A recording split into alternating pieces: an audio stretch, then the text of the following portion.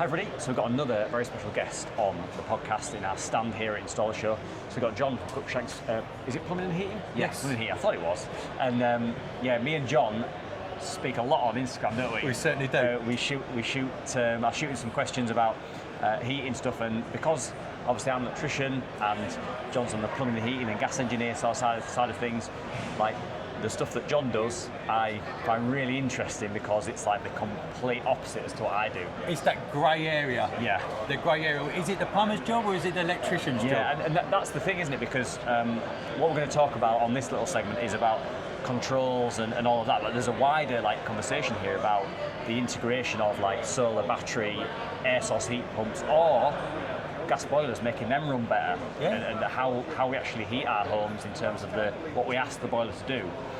So to get into it, I remember during my apprenticeship, and it was kind of like one of the Honeywell twisting thermostats, and my boss would just say, "Yeah, just send a 3/4 to that, and then it's just on off. That's it." And then I think that is where a lot of electricians' understanding of heating controls then ends. Yes. It's like time clock says right, time to heat the building, thermostat is off, just stay off. Well, we've come a long way from since then, haven't we? Yeah, we have. And then that's what I want to just have a quick chat about, is because now actually we're not going from on off, we're on a bit more modulate, as Yes. keep things running. Yeah, so obviously you've got your modulating controls, and you've got your on-off thermostats that you're talking about, so you just threw 240 live down to the switch, onto the common, it's switched and told the boiler to come on. The problem with that is that the boiler says up, and it just comes on, fires up, maximum rate, and it will aim for whatever the thermostat was set at. Let's say it was set at 21, and it will aim, and it would only turn off as it hit that 21, and then shut down, and then it will start cooling, and then it'll come to a point where the boiler cooled down and it'll fire up, and you've got this horrible cycling, of the boiler, and it put wear and tear on the boiler. It put wear and tear on manner of things, and the boiler life become very limited, and that's why boilers got thrown out, every 5-10 years. And then we've come a long way from that. So we've got obviously, a data protocol, which everybody knows is OpenFirm. Yeah. It was actually Honeywell that started this. Yeah, it was. Okay. And one of the guys that was part of the process is called Solo PCB on Instagram. Right. Amazing guys. He makes all these different circuitries and PCBs. And I've spoken to him over the last 18 months about OpenFirm and what its potential is, and he said, it does a lot more than what actually we know, but we're just going to touch the basics, about it today, because we could dive into a rabbit hole that's We'll have deep. to get you up to Yorkshire and have a proper conversation with about it. So, a lot of the manufacturers have taken this on, Honeywell, EPH, ESI, Nest had OpenFirm to it, but a lot of people, so there's loads of manufacturers with it.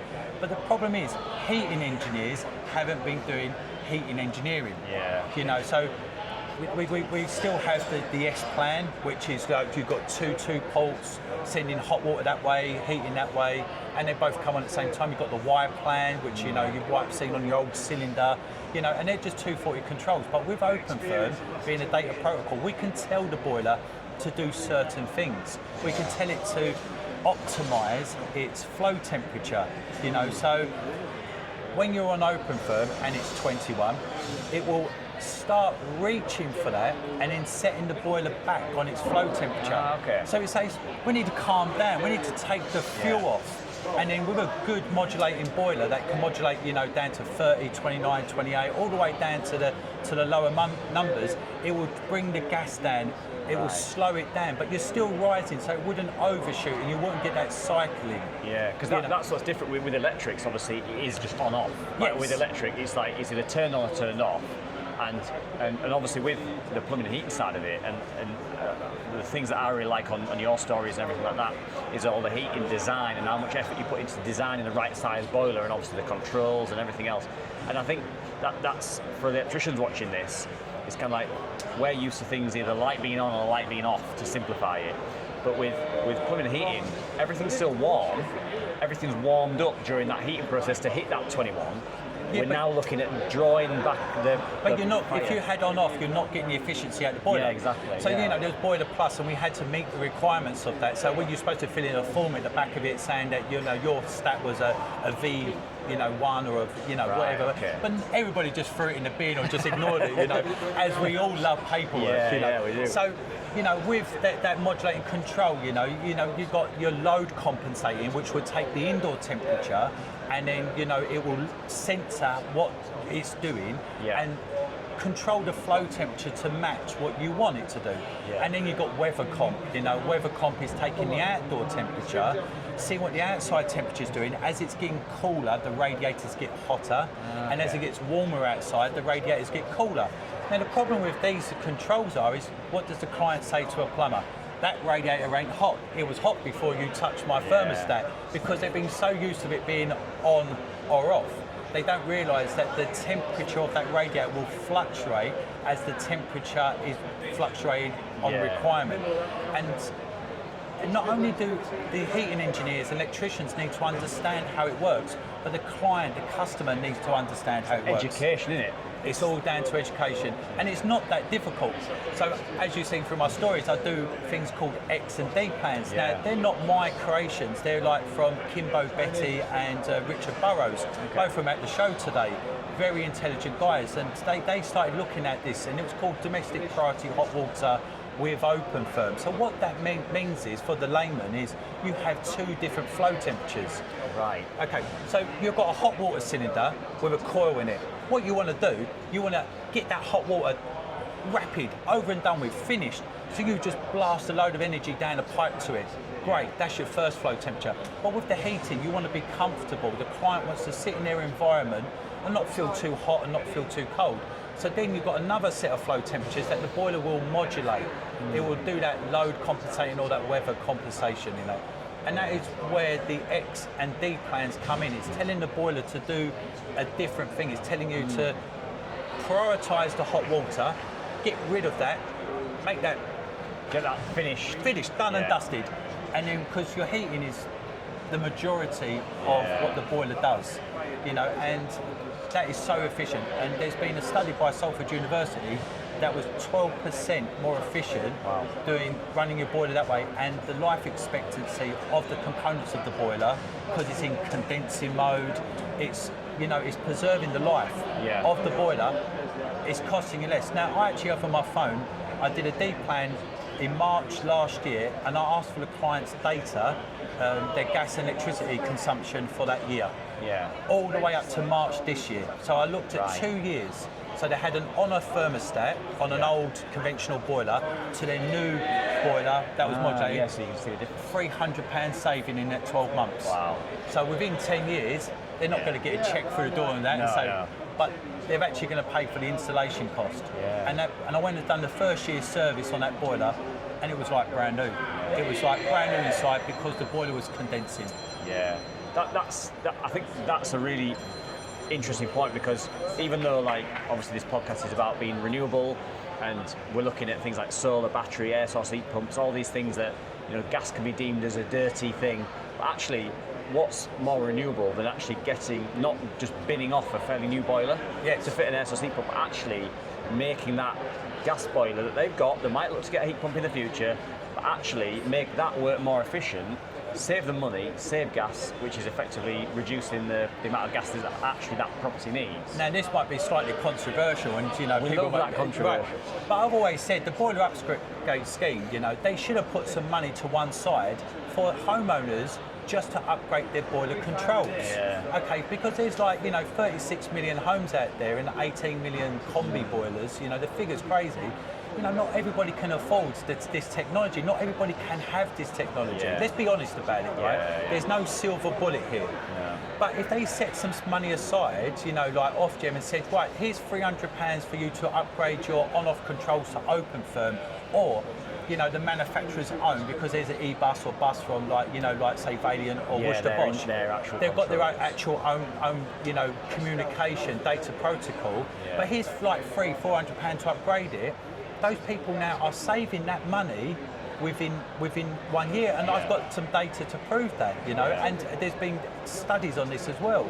Now, it wouldn't have cost a lot of money for, to do that, to help the struggling homeowners save on their energy bills as energy's gone up. Yeah, and you look at the whole fuel poverty side of things, like, you can't just take that boiler out and suddenly that house has heat without the boiler. The boiler has to be there. So that's that. Yes. Let's look at how we can actually reduce the amount of energy that boiler needs to heat that home probably more comfortably. Because it's like if you were driving your car and every time you wanted to go somewhere, it was just foot flat to the floor. Yeah. On off. It's like foot flat to the floor, traffic lights, foot flat to the floor, roundabout. But you don't drive like that, or I don't. you kind of, you slowly approach the traffic lights and you ease off the accelerator. It's like, surely that has got to be a better way, like you said, for the longevity of the boiler, longevity of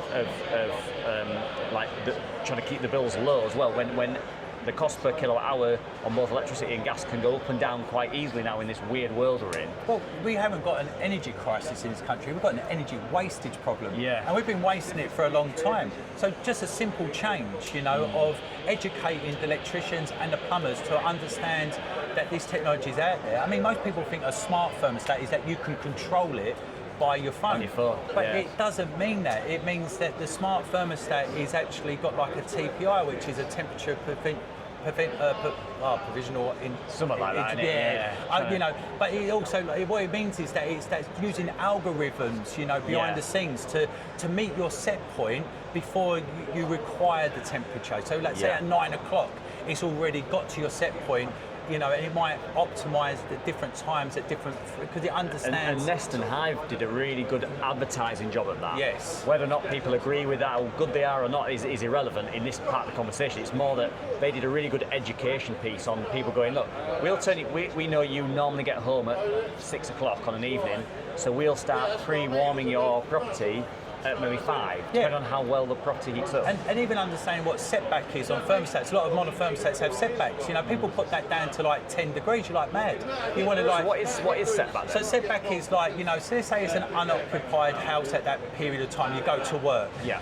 So when you're at home, you want it to be 20 degrees, but then you have a setback, say like 16 degrees at the lowest, when you're not. Right.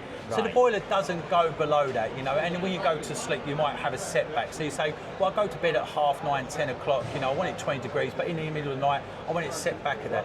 You don't. The problem with setback is that you don't want to go too low because obviously the house will get too cold and cause dampness and things like that. So it's got to be a comfortable living.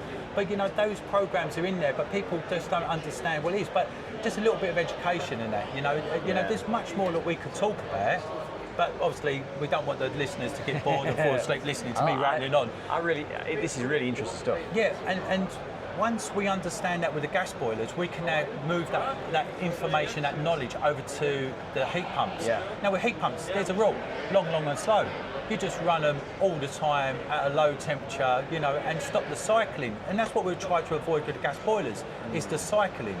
Because it wears components out, and the heat pumps love to just keep running, So that's why we've got the low temperature design, So you try to design the temperature of your flow to the radiators at your design temperature as low as possible, and to get that more efficiency out of it. And the best thing for that is going to be WeatherCom. Now there is a company called Homely that does a thermostat. Yeah, they're here, aren't they? Yeah, they are here. I've never fitted one because I've always used the manufacturer's controls when it comes to heat pumps. There's no way that I would use a third-party control on that. With a gas boiler, I've used third-party controls many a times. There's some great ones out there, and they have, it benefits that.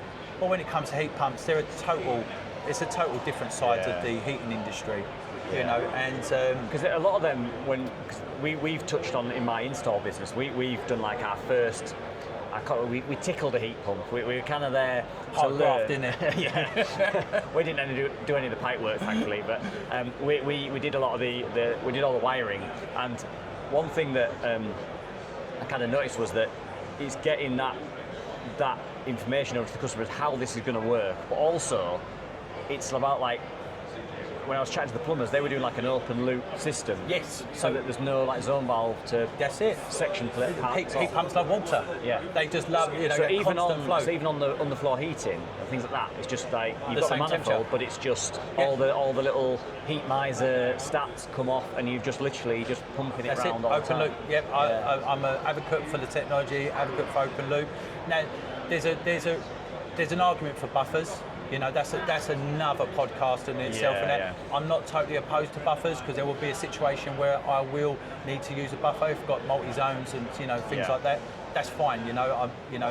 But I do prefer the open loop way of actually piping up. So it sounds like a really good installer that you know, they were really good. And it's the best way to do it. And if you can get that designed all to run off one design temperature, the efficiency or the SCOP increases in that.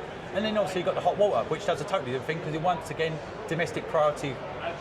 It wants to get the hot water out of the way, so there'll be a different flow temperature for that. Yeah, because what really struck me on the on this one we kind of were involved with was that it was a Valiant, I think it was, that the customer decided, and there wasn't a backup heater in terms of like in the actual air source heat pump. I remember doing some of the Dakin units back in the day, or I think even the Mitsubishi ones had it from memory. I can't remember exactly the brands, but they had like a little heater in the actual heat pump to help boost the temperature. And so I was looking at it thinking, right, we've got to put a main supply to the heat pump, but also we'll need a secondary supply for the backup heater. And I was like, no, we've got the immersion. I believe there was immersion in the hot water tank, but there wasn't this backup heater. I think even some of them we did previously, like a 5 kilowatt backup heater. Yeah.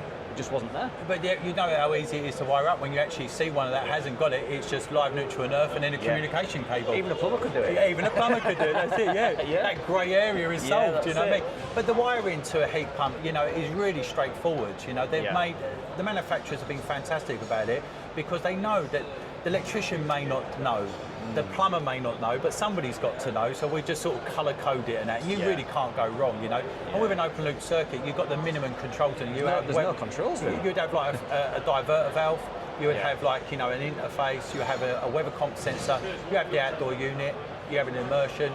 And on the top of my head, I can't think of anything else that goes on it. So it's really, really simple, Yeah. And that's what we're trying to bring back into the heating industry, is that simplicity, the old KIF method. Right. Keep it simple, stupid. Of course, because we are dummies, aren't we, us heating engineers? Not like you sparks, heavy wallets, big brains, tall foreheads, Oh, flattering me now. No, but I think that's true, and I think what strikes me about this, after watching your stuff and others doing some really good work out there, is like the control side of it on the technical side drops, but the design side of it on the plumbing side increases. Yes. Because it's not like just combi swapping all the time, where you're just like banging another combi. And now we're like, no, we are fundamentally changing the flow temperatures, the control and everything. And there's probably a risk there that that's not done correctly over these next kind of mass adoption periods of heat pumps and all of that.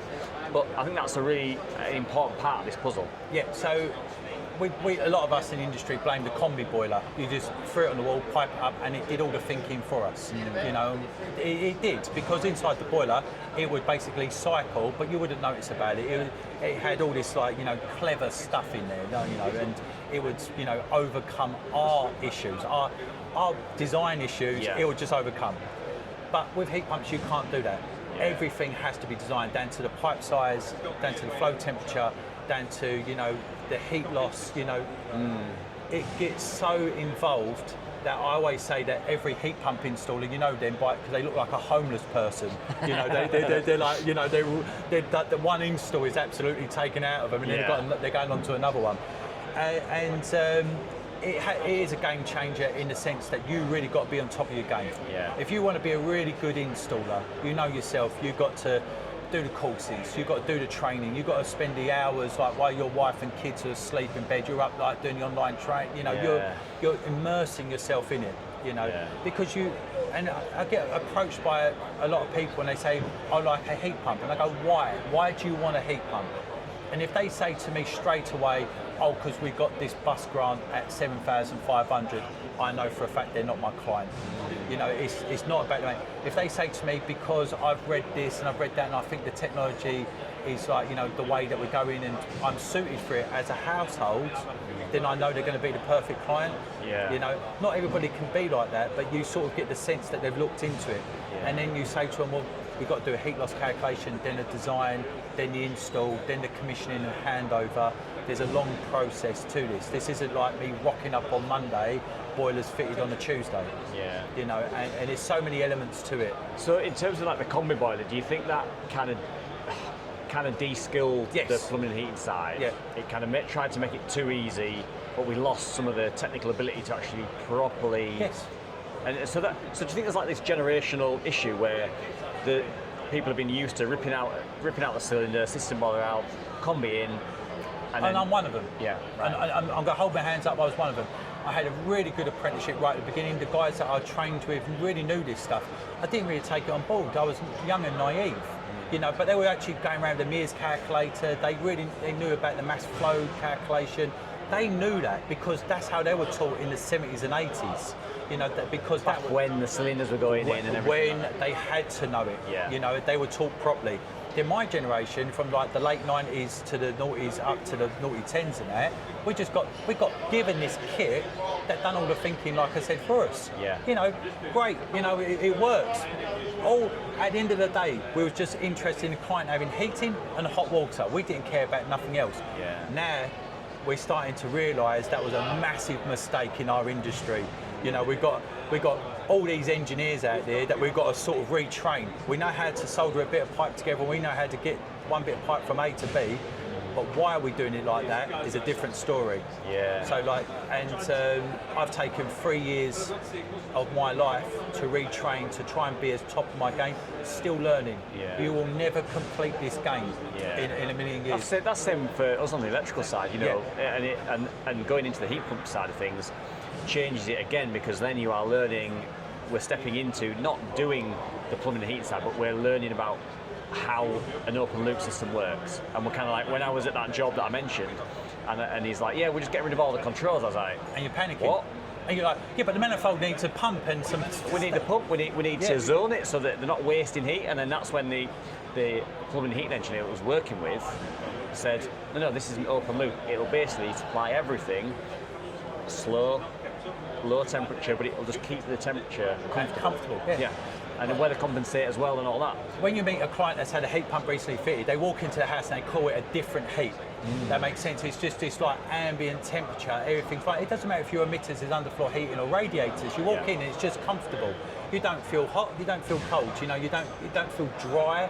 Does that make sense? Yeah. Like, you know, that humidity is always there. Everything's just warm. Everything's just Yeah. right. And when you get that design right, like that guy has, you got your winner. You'll never find another heating engineer again. You'll stick with that one guy. Yeah. And that is what worries me about my industry. And I don't know if it's so much about yours. Is the government want to fast track everybody? Okay, they're looking at fast tracking everybody. You cannot fast track somebody into heat pumps. You know, even the experienced gas engineer can't be fast tracked because he still needs to know lots of elements that either he's forgotten or he was never taught by it in the first place. And every day that I'm in this job now, I'm learning something new. I didn't know this, you know. I mean, I've started piping up radiators, one side zone valve up here and the zone valve down there. And that's because you get 5% more efficiency by doing top one end, bottom the other. Because I'm squeezing every bit of efficiency out of the heat pump because there's nothing to waste. Yeah. It's not like a 24 kilowatt combi on the wall. I've got loads of energy to waste. Yeah. But with a heat pump, I've designed it that if it's 5 kilowatts, I've got a 5 kilowatt heat pump. I've only got 5 kilowatts, so how can I squeeze a little bit more out? So it's all those little tips, you know, deburring pipes, you know, a lot of gas engineers, bang, bang, bang, because obviously you don't want like turbulence and, you know, that in the pipe work. So deburring your pipes, you know, it's the little things make massive differences, you know, and that is the industry re-educating itself. It is, and we see it on the electrical side as electricians. You know, they want all these solar PV systems, they want all these EV charging systems, and when you're in a rush, that's when quality falls. Yes. And that And that's the same in every industry. You know, it can be a joiner or a plumbing heating engineer or a gas fitter or an air source heat pump installer or whatever. Whenever there is a rush, that's when mistakes get made, because it's usually priced on a rush as well. And people are under pressure by their employers, or if they're self-employed, they're under pressure because they've got another one tomorrow to make the money work. And suddenly it's kind of like, hang on, why don't I just do this slower, design it properly, get a better installation for the customer, make the same money, be a bit more expensive, but make the same money because I'm charging more for my professional services. The industry is full of experts, because it's easy to add that to your Instagram bio, but actually being an expert in the industry is exactly what you said, John, about you need to give it the time to learn it. Yeah. 3 years of re-educating yourself, identifying a weakness, that's kind of what I'm in as well. Heat pumps, but also some of this new battery technology coming out. Like, you never stop learning, you never complete the game, like you say. But if you want to be an expert in the field, to remove these, you've got to put the time in. Yeah. And you've got to dedicate yourself to it. Yeah, and when you do a heat pump install, right, and this is from everything, I tell clients this is a long process and a hard process. It's going to be long days and nights and that. But like you said, the money is there. You know, you've got to put the money on the job, and they understand it's not going to be a cheap affair.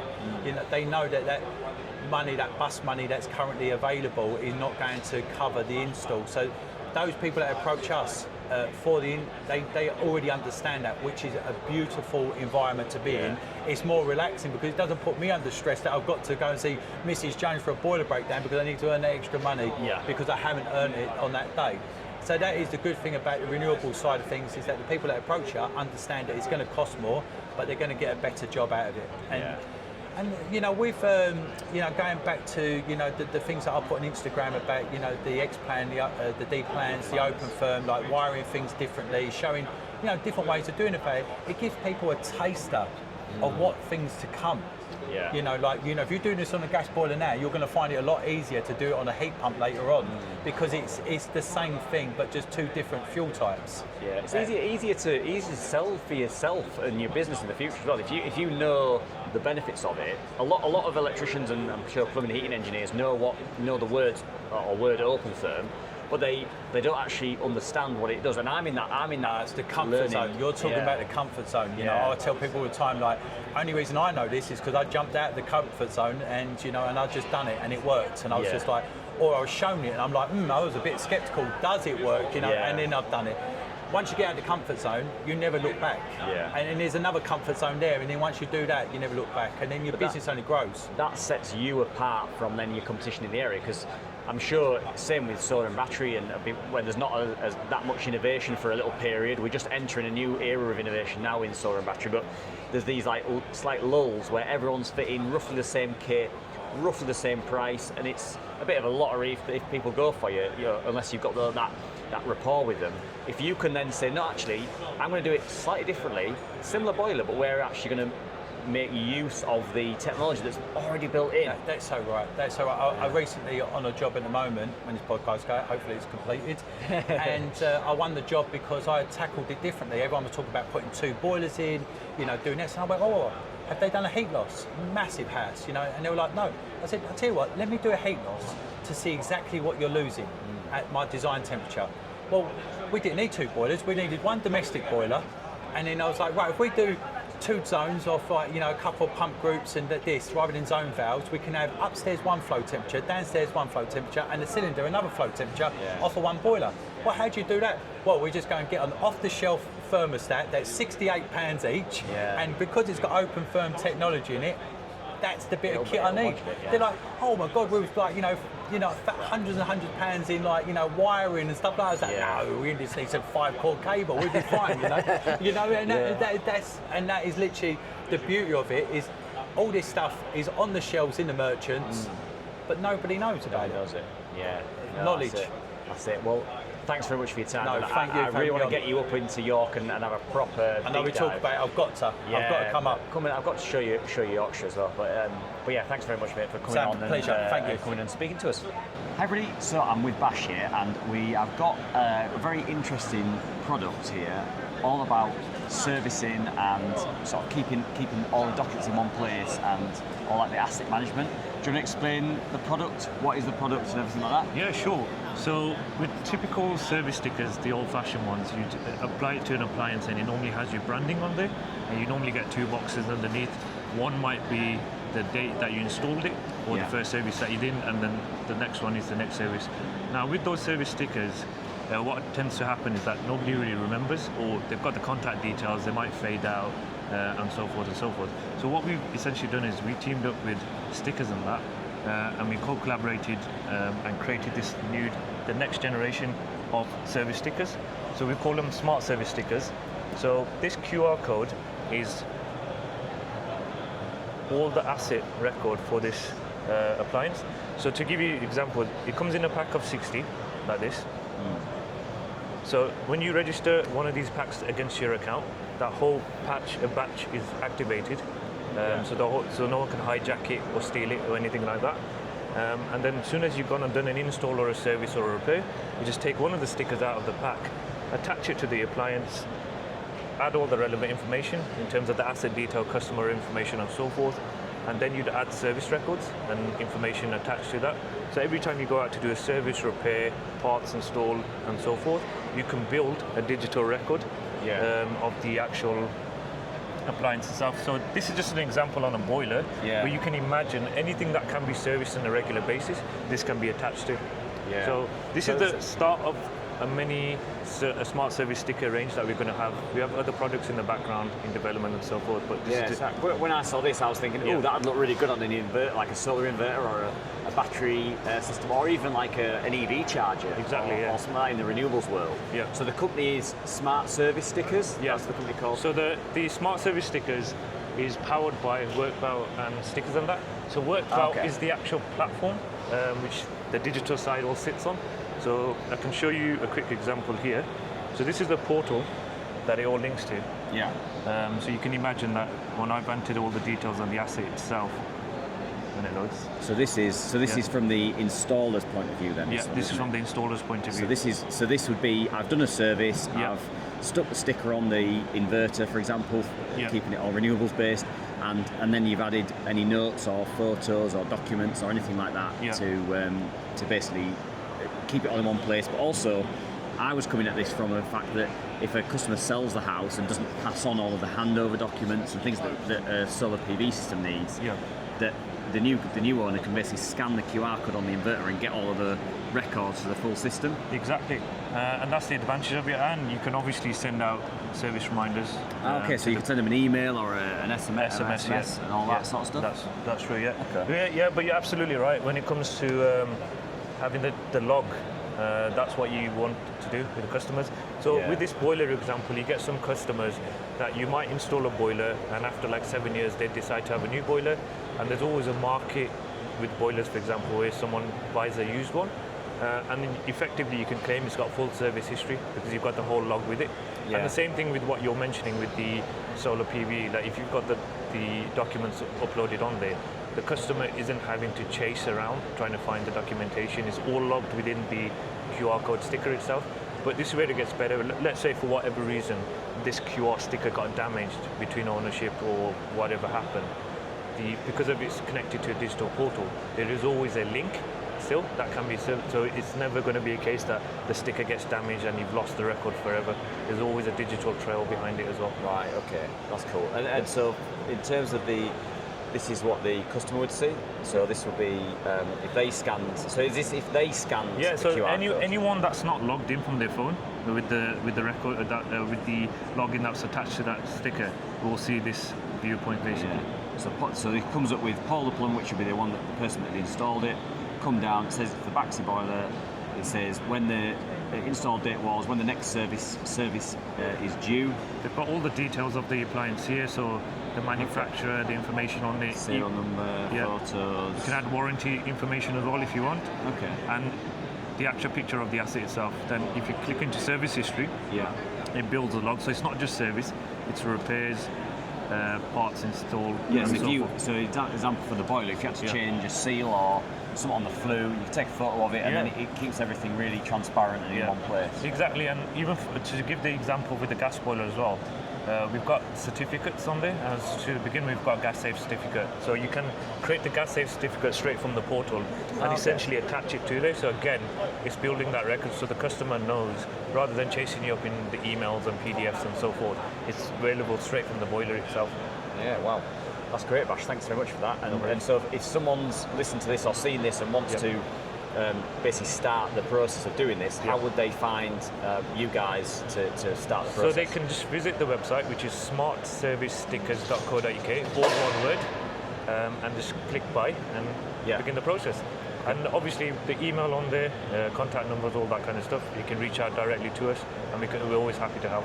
Awesome. Thanks very much. So much. Cheers. So one of the other things that you get, with Installershow is you get people doing conversations, technical conversations. So Steve from Nap It or Nape It, whichever side of the fence you sit on with that, does some really good conversations. So he's doing this one here about solar PV, and these CPS providers do put a bit of effort into that and try to help people to improve their skills and also just to try and make the quality of work better.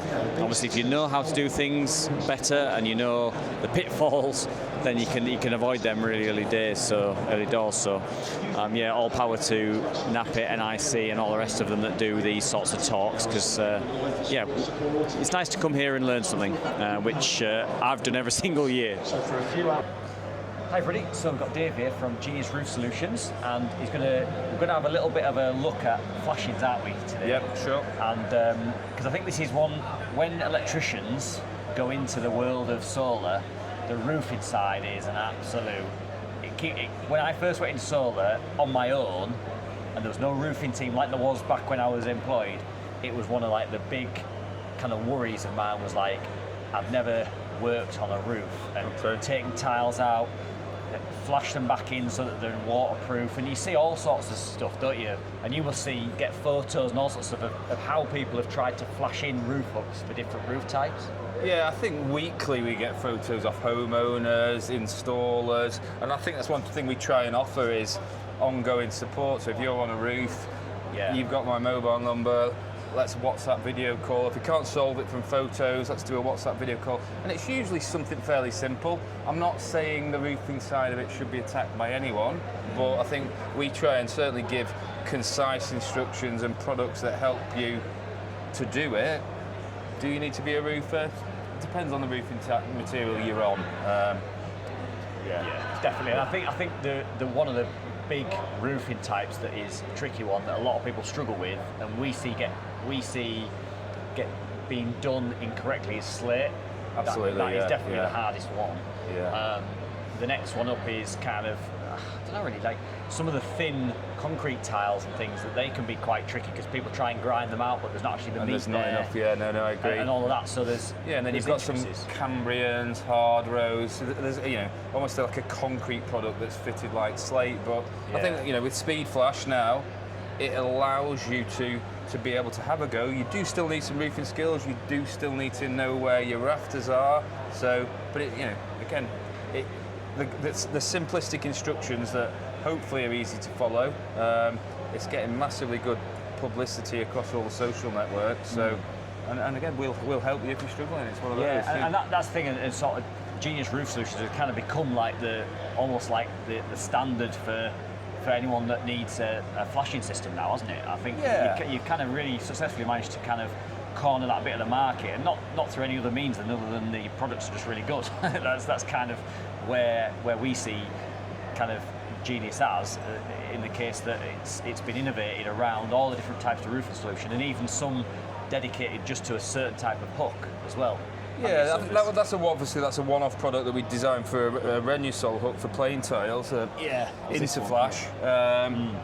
And again, I've tried to. I feel like I've worked quite hard over the last 4 or 5 years, making a relationship with your Renusols, your K2s, your Van der Valk. So all their training centres around the country have stuff on, there with our bits on it. Siege and Green Tech, etc. have got our little rigs, and we're probably over the next 3 or 4 months going to open our own, and because we've got 2 sites in Lancashire. One of them we don't really use anymore for distribution, so we've put all of our slate roofs, tiled roofs in there. We're going to make a few extras, and then we can almost, if you said, right, David, we want to come and do some training, I'll say, what mounting system do you use? You might say Van der Valk. Yeah. We'll tailor it to Van der Valk. We'll tailor it to K2. We'll tailor it to Renusol. So it'll be quite unique.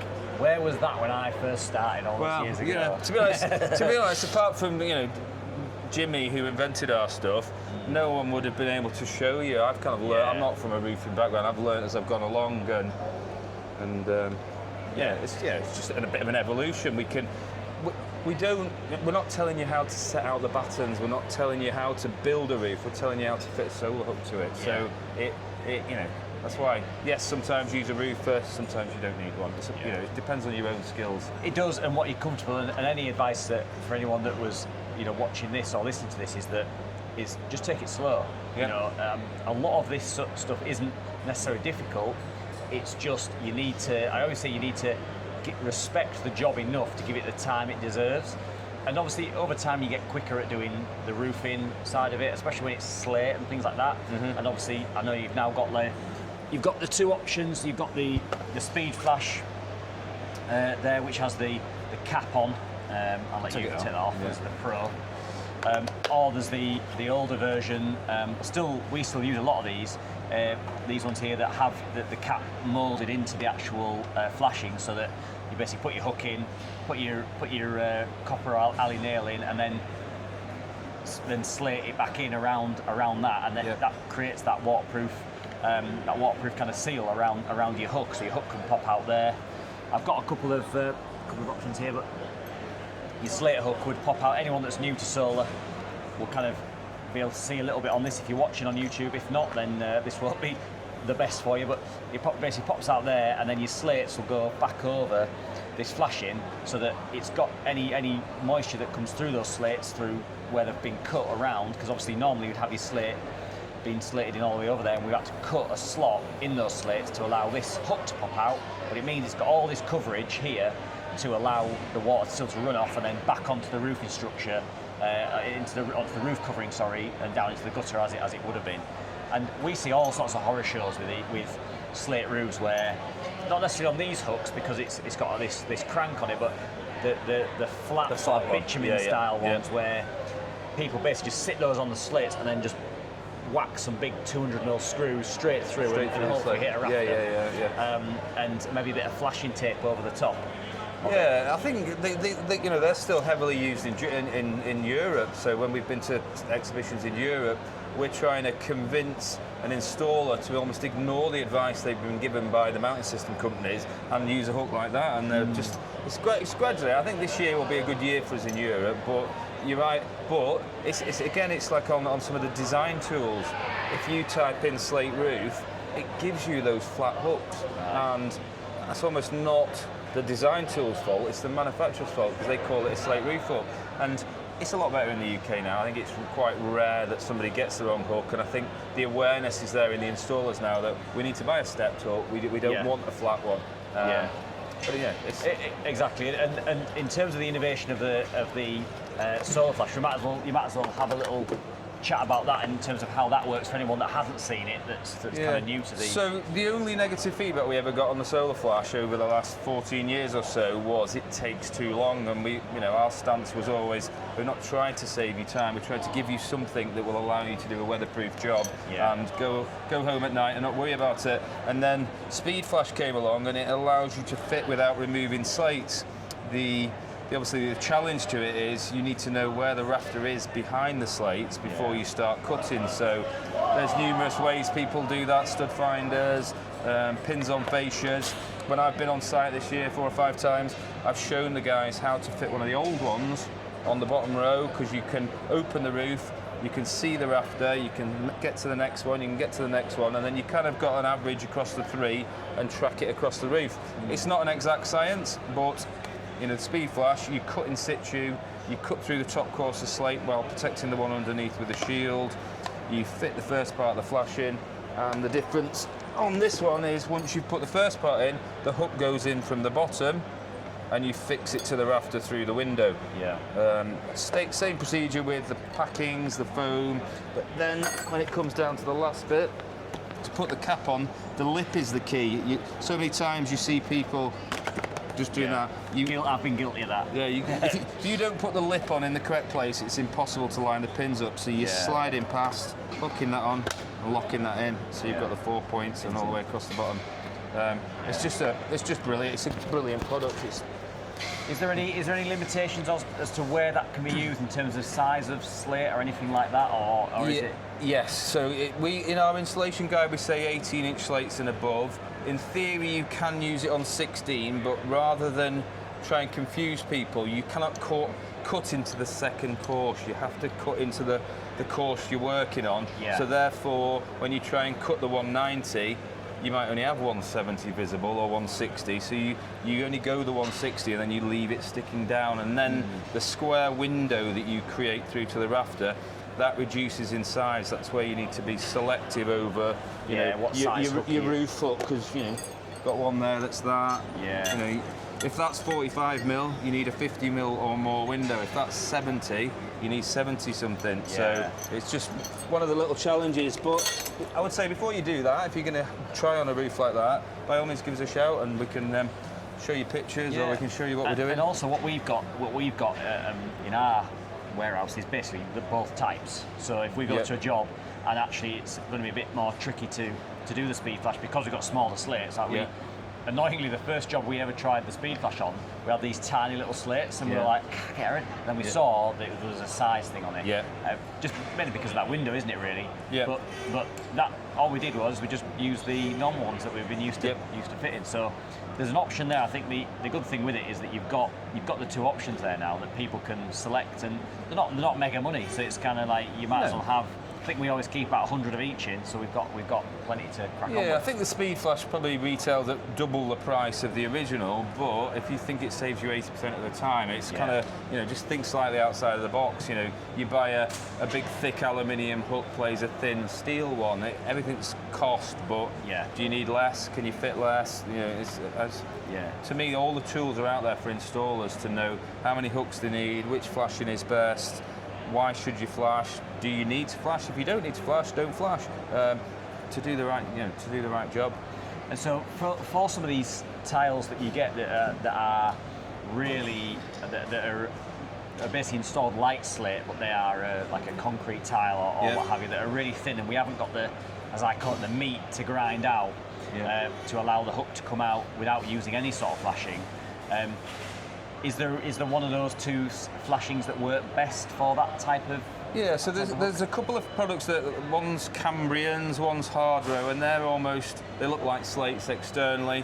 Cambrians are a single lap tile, so there's not a third one in the mix. And again, it's just slightly different measurements. You don't need to cut a 190, you cut a 160. You leave it sticking out at the bottom. Hardrow, like a concrete slate. To be honest, I would, unless someone sent me a picture that was different visually, I would just treat them like slate. And if you've got the tiles you're talking about and you haven't got enough meat to grind, then you could buy that and cut it down, but we do a smaller version of that, which is that kind of size for plain flat concrete tiles. And we also do a flexible version of it if you're on a profile tile and you're in the same scenario. I think it was Solar and Storage London I came, and I'd never seen the actual really flexible version of that. So if you've got a tile that is quite, as I call it, dished, where you've got that flex, and you're kind of like, well, I can't really mould that one to it. You do have an offering for that will allow it to mould in. I think we've recorded some stuff for the podcast before, so there's probably an episode in our back catalogue that shows some of that as well. Yeah, but, I think obviously when we come to the shows, our focus is always slate, because that's what we're kind of known for, and because the practice is to grind, we'd probably put less focus on the two tile flashings, because I can show you and you go, well, we're just grind the bottom, and I can't argue with that, because that's the MCS and then HBC practice.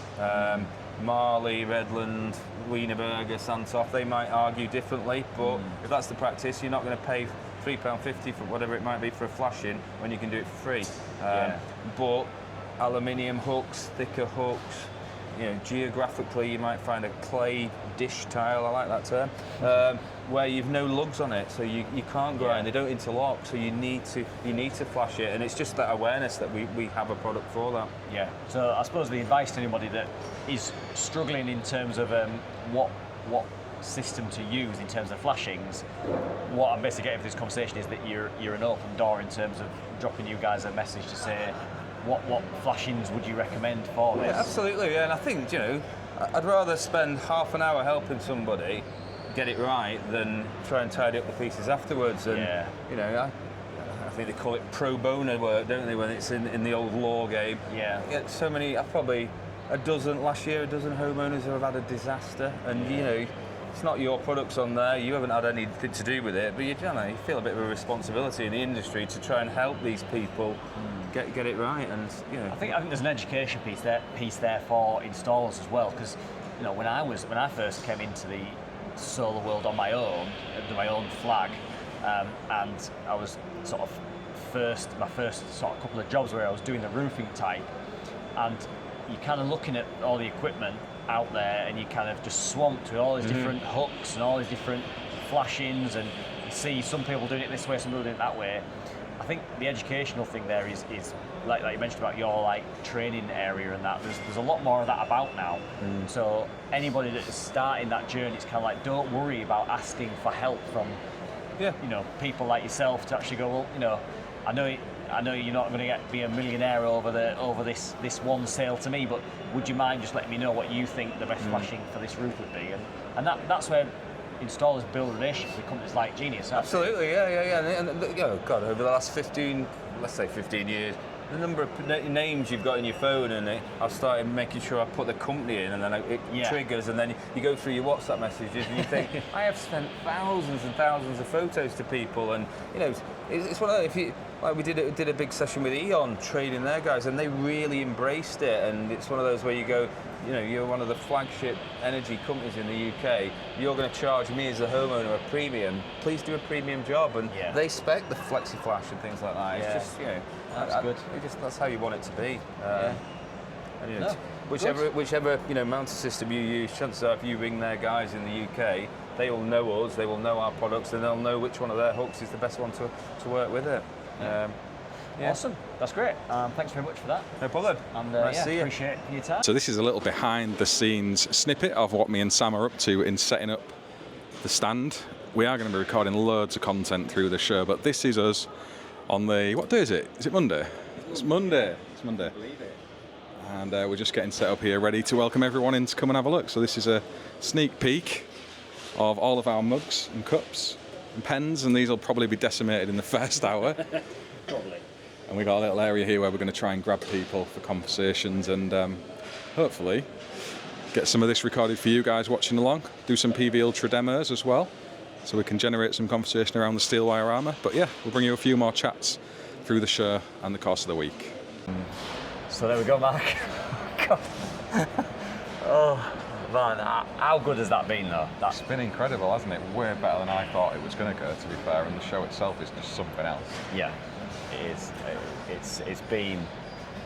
This is our first show, innit? And I think we were both a little bit unsure how successful it would be, and if anyone would actually come and see us or what have you. But it's just been non-stop, and on this stand. Non-stop all the way through, and it's been good to see the interest in people just passing by wondering what the podcast is. Yeah. It's really nice when people listen, come and see us, but all these new faces running past, really interested in the topics, getting stuck into the free merch as well, so it's been a really good experience, something I've never done before in any capacity, so loved it. Yeah, it's been good, and I'm so glad we put the QR code on these banners, because so many people have been scanning that. So if you're now listening to this after scanning the QR code, thanks very much for coming and seeing us at the show, because we weren't sure how it was going to go, but we've been blown away by the support, but also just by the conversations. We've met so many people that want to come on as well, haven't we? Yeah, learned so much stuff, and there's lots of brands and people of industry who just want to talk about these things. We're not the only geeks for it seems. Everyone's interested in wanting to chat about it, and I love that. Yeah, that's it. We're not the only geeks, and it's nice that we've got this place where all the geeks can come together to chat about this sort of stuff. So, yeah, massive thanks to Installershow and Proteus. Obviously, Installershow for donating this stand for us, and Proteus as ever for the support that they give the podcast right from day one. Yeah, absolutely echo that. We wouldn't be here doing it without that kind of support from the audience listening along, and those people giving us the space and the backing. And we hope to do more of this in the future. This is the first one, not the last one. So we'll be back at maybe another show in the future as well. Yeah, absolutely. So thanks very much for watching the Renewables podcast, and thanks very much if you came to the show and spoke to us as well. We'll see you on the next one.